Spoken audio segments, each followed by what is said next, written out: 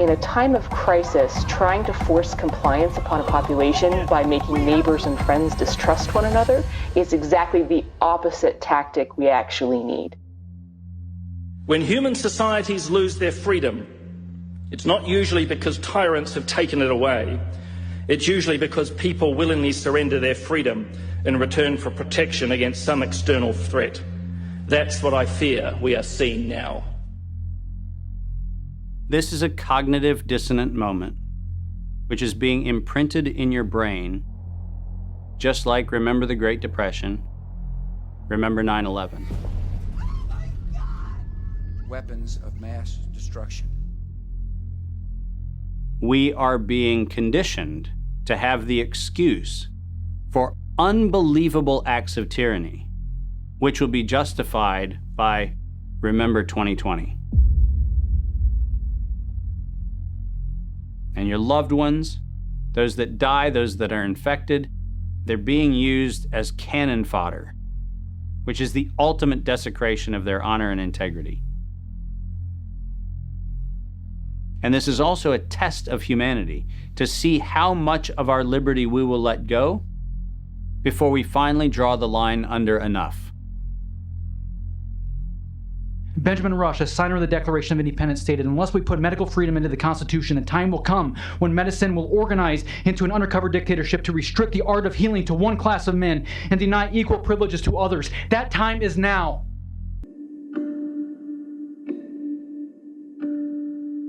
This is not a time for us to go in a mob frenzy, find the perpetrators and haul them into the town square and pillory them.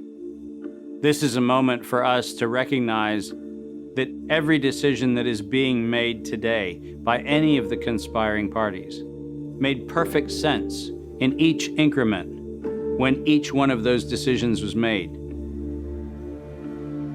The sum of those incremental steps has led to devastation because they lost touch with their fellow humanity. But that's an invitation for each one of us to examine how we're living and how not a single decision we make, not one, in any moment, is without consequence. This is our moment to reclaim our humanity.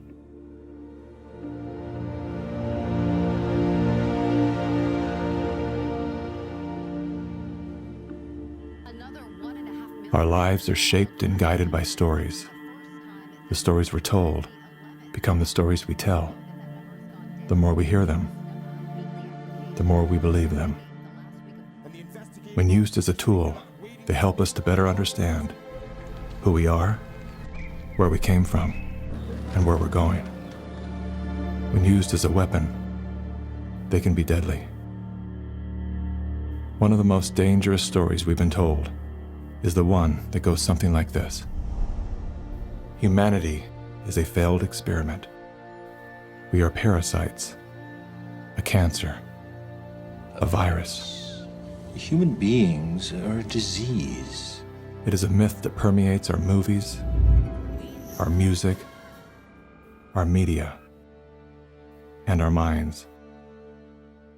As they say, repeat a lie often enough, it becomes truth.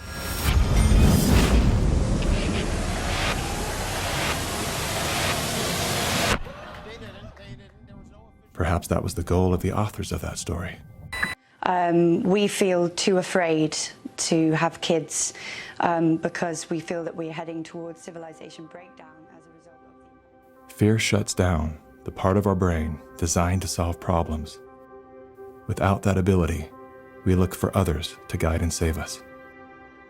In doing so, we lose touch with our most primal nature. We forget that we are an extension of the most brilliant and resilient ecosystem in the universe. We stop eating food grown from the earth and begin consuming products processed from machines. We trade medicines that heal for drugs that harm. We abandon love and liberty for debt and dependency. The good news is, our story is not over.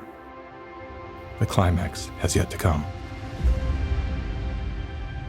That moment when the hero rises from defeat, summoning a force they forgot they had. A force within. A force of nature.